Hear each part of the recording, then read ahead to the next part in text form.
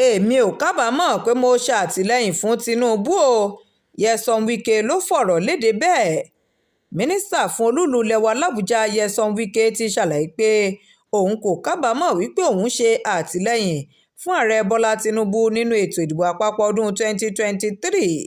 Tẹ́ ò bá gbàgbé pé síwájú ìyànsípò rẹ̀ gẹ́gẹ́ bí mínísítà, Wike ṣe gómìnà ìpínlẹ̀ Rivers fún odidi ọdún 8 lábẹ́ àṣẹ ẹgbẹ́ òṣèlú People's Democratic Party (PDP).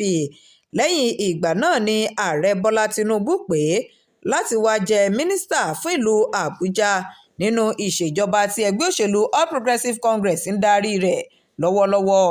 Nígbà tó ń sọ̀rọ̀ níbi ayẹyẹ ìdúpẹ́ kan ní Ọ̀chígbà eléyìí tí ẹgbẹ́ òṣèlú PDP ìjọba ìbílẹ̀ ìlà-oòrùn àti ìwọ̀-oòrùn Àhúàdà ní ìpínlẹ̀ Rivers ṣe àgbékalẹ̀ rẹ̀, Wike dúpẹ́ lọ́wọ́ ààrẹ Bọ́lá Tinubu pẹ̀lú ìgbàgbọ́ rẹ̀ sí òun.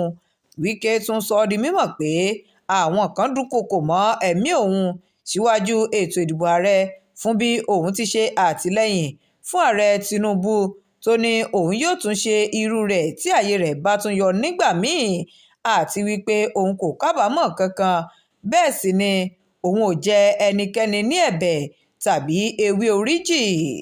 Shakirat Arowolo Nurudeen ló ń jábọ̀ ìròyìn fún iléeṣẹ́ Atótó Arére Online TV.